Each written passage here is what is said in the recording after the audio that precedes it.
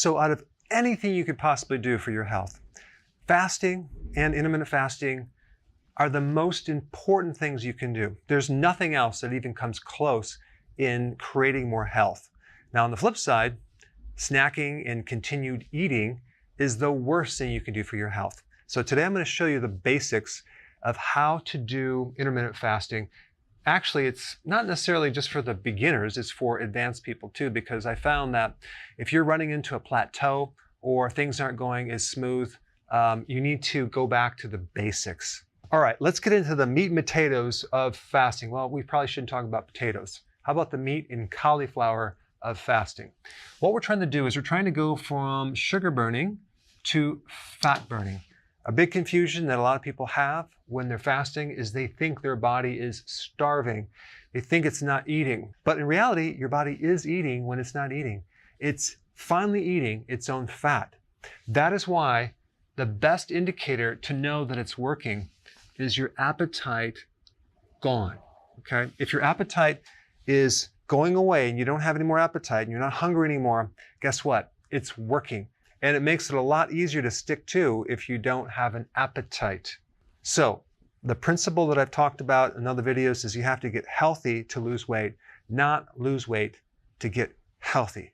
That means that we're not necessarily focused on weight loss. Weight loss will come after you get healthy. But a better indicator for success is your ability to fast comfortably because you're not hungry. Like right now, it's 12 o'clock noon. I haven't eaten since yesterday at about 6:30. Am I hungry? I'm not hungry. I am absolutely not interested in any food at all. I don't want to eat anything right now. The first meal that I have will be roughly about 3:30 today. And even then, I could probably fast longer just because I've been doing it for a long time. But you want to get into a condition where the food is no longer controlling you. You're controlling your food. So many people are into this situation where the food is literally controlling their life and it's destroying their life. All right, so the first thing you need to do is skip breakfast, okay? Or start to push your breakfast further towards lunch, okay? So when you wake up in the morning, ask yourself, are you really hungry? Or are you just eating out of habit? Chances are you're not going to be hungry for breakfast. So don't eat. So the rule of thumb is don't eat if you're not hungry, okay?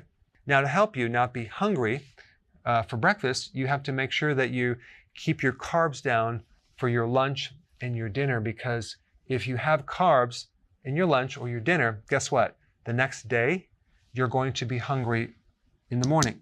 But if you keep your carbs low, and I'm talking about roughly about maybe 20 grams, maybe 30 grams, then you're not going to be hungry in the morning. The other thing that you can do is you can also do the bulletproof coffee. You can add either butter to your coffee or MCT oil. Butter is very satisfying, and MCT oil will turn into ketones, so it's going to be a lot easier to go all the way up until your first meal at noon. So depending on if you drink coffee or not, if you don't drink coffee, just do a tablespoon of MCT oil. That's a type of extract from coconut oil that turns into ketones very, very fast. So the other thing you have to realize is that all these hormones are on rhythms or waves, okay? And the cortisol hormone peaks at 8 o'clock in the morning. So you may find that you're hungry in the morning because of a cortisol spike, but you're not really hungry. It's just a hormonal shift and a sensation that you get. So the next thing I'm going to recommend is if you have this minor hungry feeling, just ignore it. Ignore the hunger. 9 times out of 10, it will go away, okay? And that's just because there's certain hormonal shifts happening in the body that are creating that sensation, but just ignore it. Now, if you ignore it and it doesn't go away and you feel dizzy, tired, weak, then you need to eat. But you really need to be able to tell the difference between hunger and time to eat. But realize as you start doing this, it's going to get easier and you won't have any hunger in the morning unless you consume carbohydrates. All right, the next little thing I'm going to say is at this first meal, make sure you add some fat at the end of the meal. That can be pecans or olives or some nut butter. It could be peanut butter. It could be brie cheese. could be fatty meat, could be any of those. Why do you want to add fat? Because when you start doing intermittent fasting, you haven't adapted yet. And so you need the fat to help you go longer, to feel satisfied, so you can fast longer. Because the fasting itself and the combination of low carbs is really what's going to help you start to adapt to this new machine in your cells that's burning fat. So the same thing with dinner. You want to add fat at the end of the meal. Now, the next point I want to bring up is this whole thing about healthy keto. Okay, what is healthy keto? Well, healthy keto is not just going on a low carb, it's using quality foods that are higher in nutrients. Because the last thing you want to do is end up looking like a crackhead. And I'm being very sarcastic, but some people, when they lose weight, they sort of look very unhealthy. Their hair is dried out. They look older. We want you to look good as you do the ketogenic diet and look younger, okay? Have that healthy glow. So that's a combination of low carb, fasting, and just healthier ingredients. So there's such a thing as dirty keto, where you're not paying attention to the quality and you're eating at a fast food restaurant or fast food. And yeah, it's low carb because you're not eating the bun, but it's very, very low quality food. Don't recommend that. All right, so this first meal and second meal is called your eating window, okay? So let's just pretend your first meal is at noon and your second meal is at 6 o'clock. So that would be roughly a 6-hour eating window. Now, when you first start out, you could potentially eat during this window through here, okay? Have a snack if you want, but I would recommend or challenge you to not do that, because that way we get some fasting between these meals too, and that will help you. The snacking is the biggest killer for progress, because the snack stimulates insulin. Every time you eat, you stimulate this thing called insulin, and what we're trying to do is fix insulin resistance, which was created by a high level of insulin for a long period of time, which comes from constant eating and eating a lot of carbohydrates. Now, if you do a 6-hour eating window, that gives you an 18-hour fasting cycle. That's pretty good. If you could do 18 hours of fasting, you're going to see some amazing results, especially with your brain. You're going to grow new brain cells. And so your cognitive function, your focus, your memory, your ability to keep your attention, your creativity, all is going to improve, as well as your mood. You're going to be happier. If you were depressed, you're going to feel much, much better just because your brain is healing. Plus, your immune system is going to get stronger. You actually grow new immune stem cells in your bone marrow, which is really cool. Inflammation goes way down, and you start getting rejuvenated. You start healing faster. All sorts of amazing things happen. All right, so now here's another problem we need to resolve at night, okay? I know this might be hard to believe, but there are some people out there that have a hard time not snacking at night. Now, we're not talking about you. You probably know people or friends or family members, but this snacking at night has to go. It's called grazing. I was a professional snacker at night. I would basically, after dinner, eat constantly until I went to bed. It was constantly putting things in my mouth. And, nuts, apples, chips, you name it, that was me. So popcorn, oh my gosh. And that's very, very bad. So we want to get rid of the snacking. How do we do it? Well, we use what's called self-discipline. We have to make sure we don't buy any snacks anymore, so they're not available to us. You want to stay busy, because if you're idle and just sitting there, maybe watching TV, it's going to be more difficult. But I really think that what's going to help you is this dinner, making sure that you have a very big dinner with this fat. So you're actually really full and you don't feel the need for any additional things. But just realize, if you're like me and everyone else, you probably have insulin resistance, which means you can't absorb nutrients as well as you should. So even though you eat and you're full, you might not feel satisfied. There's a difference. Feeling satisfied is going to happen once the insulin resistance goes away, and especially if you're eating a lot of nutrient-dense foods. There are some things that you can do that will also improve that 1 point. Apple cider vinegar, okay?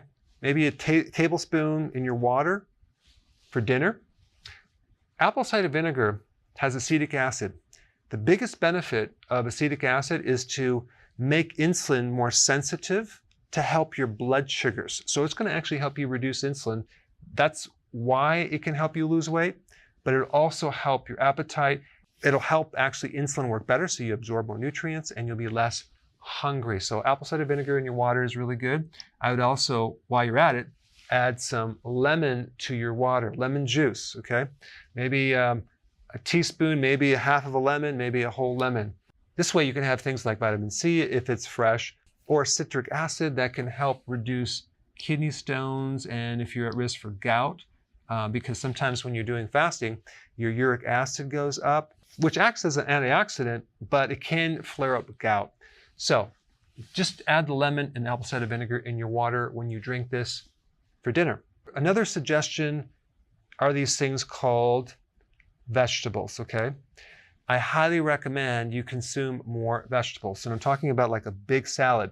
I will do my big salad either in the first meal or the second meal. Now, my meal is actually about right here. So I might eat at 3 and then at 6. So I have a very, very short eating window. It's hard for me to eat all the calories in one meal, so I spread it out within like maybe 3, maybe 4 hours. But that's just me. I just want to focus right now on not necessarily going beyond this 18 and 6, but let's say you're eating at 12 and 6. To make it easy, you can add a salad right here and a salad right here, or you can just have a very big salad. The salad that you eat should be eaten in the beginning of the meal. Why? Because if you eat the protein first, I have found that the chances of you eating that salad are going to be slim to none because you're now filled up with the protein. So I always recommend eat the salad first and then eat your protein and fat second. It seems to work, but again, that's just a minor point. Now, why do we need the salad? Well, it's going to give you more potassium and magnesium, which is going to help that insulin problem I talked about. Also, it's going to give you energy. Also, it's going to prevent cramping in your legs, and it's going to prevent keto fatigue, etc., etc. The fiber in the vegetables feeds the microbes, and that's what the microbes live on. So you're feeding your microbes, they get to eat something, and then what they do is they change it into a type of fat, which actually is really good for your blood sugars. So I found that if I don't consume large salads, that I don't feel quite right. In fact, it's harder to get into keto, and it's not going to go as smooth. Also, the vegetables are really good for your liver, and you're just going to feel cleaner if you do that. And you can switch it out. You can have just vegetables, okay, sometime, or just a salad other time. If you do the vegetables, you don't need the quantity. You don't need 10 cups of like broccoli, right? So you do smaller, maybe half the amount.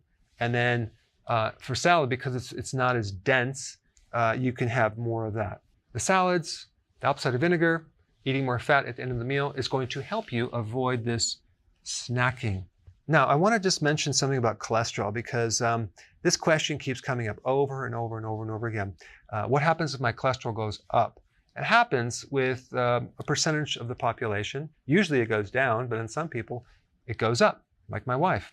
And people are concerned. They go to the doctor and like, oh my gosh, my cholesterol is high because I'm eating all this fat. Well, if you really understand what's happening, it's not going to be that scary because when you burn fat, a certain portion of that fat is cholesterol.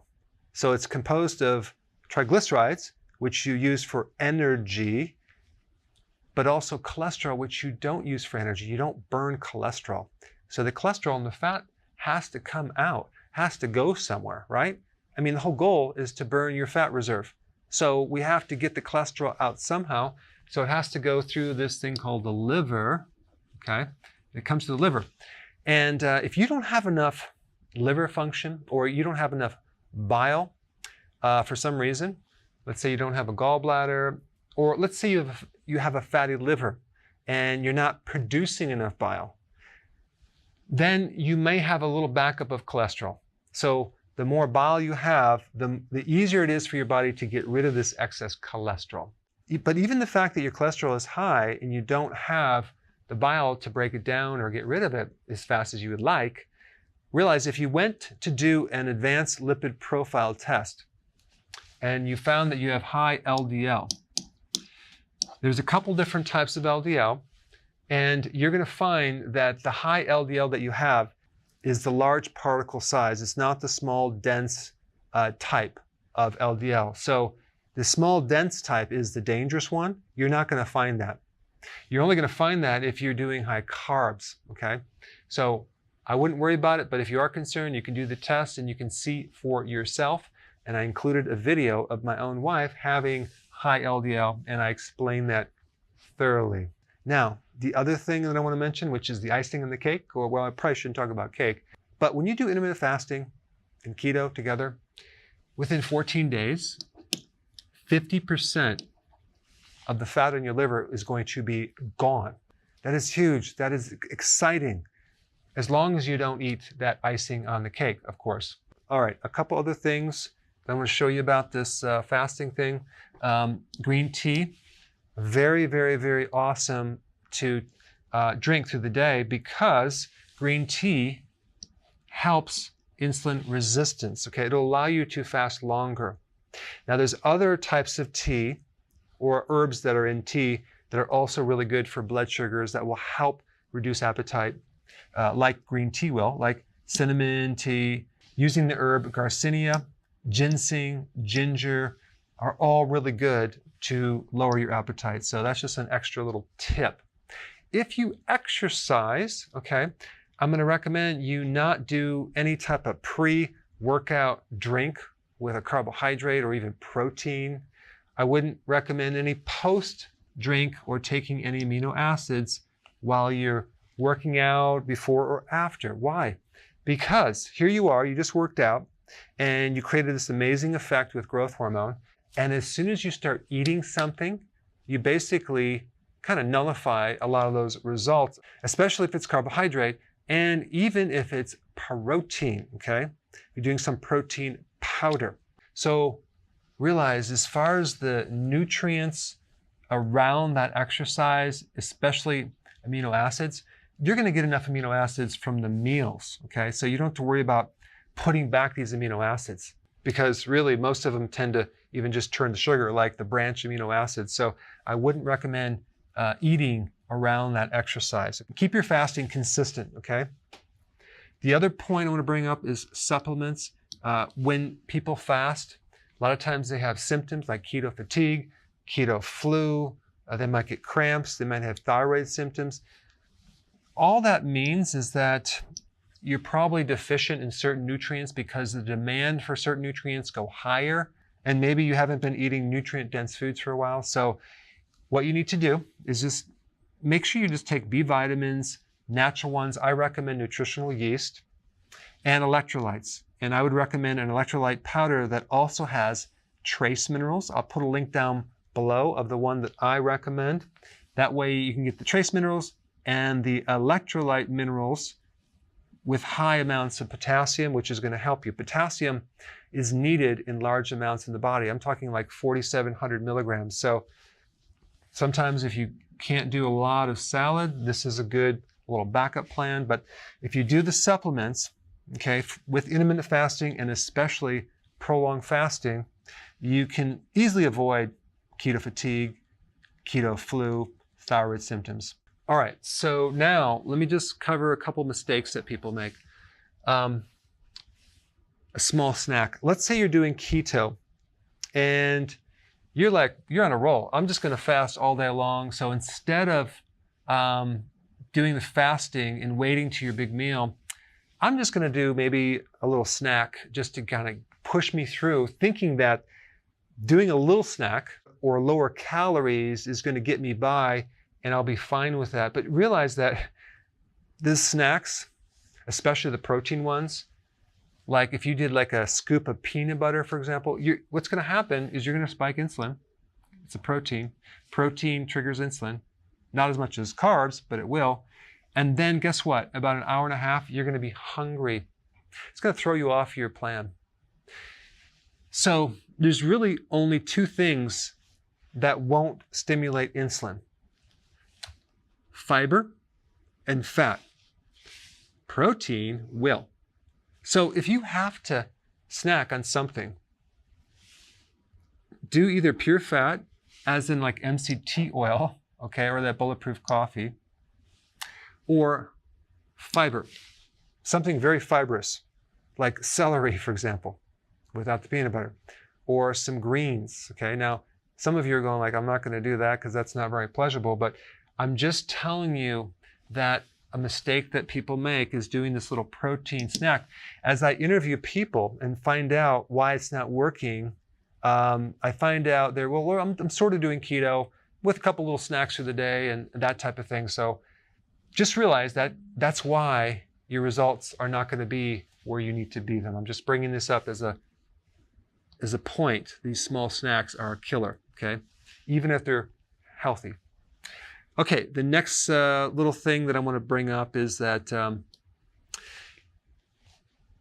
the awareness of a little bit of carb and what that does to the state of ketosis. If you're trying to lose weight, if you're trying to get into a really good fasting state, and you're going along, and let's say at night I'm just going to do a little wine. It's not many calories, whatever. Or let's say during the day you're going to do just like one piece of bread. What you have to realize is that a little bit of carb can block you as far as knocking you out of ketosis for a good amount of time. Half a glass of wine could knock you out of ketosis for 24 hours. A couple drinks on the weekend, that whole weekend, you're not going to be burning any fat or you're not going to be in ketosis. Just realize that. I'm not telling you not to do it. I'm just the messenger giving you the information that if you do it, don't be surprised if the results are not what you want them to be, okay? Because sometimes people are just thinking of calories. They're not looking at the hormone effects of different types of food.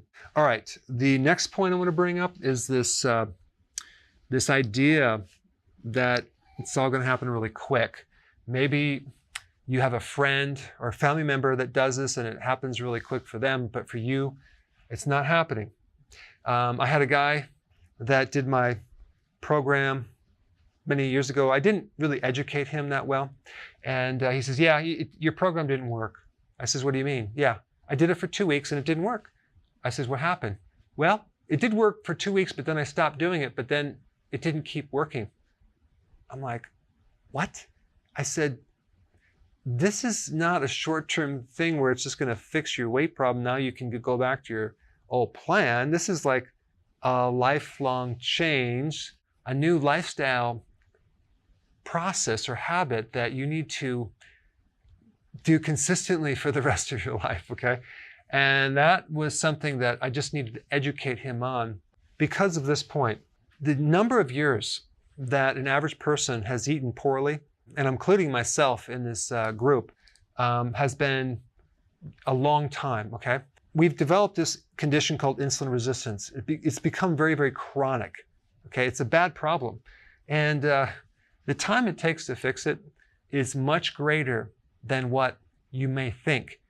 The level of effort is going to be a lot more than what you think. So you want to give it time. You don't want to focus on just the weight. You want to focus on the appetite, energy, cognitive improvements, decreased inflammation. That means it's working because you're creating your health. So this is why you have to have patience. This is why we call you a patient. And this is why we have also a waiting room. Last point I want to bring up, this false piece of information that we've been told so many times, everything in moderation, just a little bit is fine, there's no bad food, just keep everything in balance. It's all about balance. No, that is not true. When you're trying to get healthy, you don't want to balance everything. There's things that are really important and there's things that are trivial, not very important at all. What I'm showing you here is the most important thing you can do for your health out of anything, and that is fasting. And I'm also showing you the food that you need to avoid the most, which is a carbohydrate, and the other foods that you can eat in higher amounts, like fat. And there is one food that you want to eat in moderation, and that's protein, right? So to get someone healthy, they're already in an out of balance state, okay? So to put more balance and just balance everything out and eat a little bit of everything is the worst advice that anyone can give you. So I've just given you the things that you should focus the most of your attention on when getting healthy. And now your next step is to learn on what to eat. And that's in this video right here. Check it out.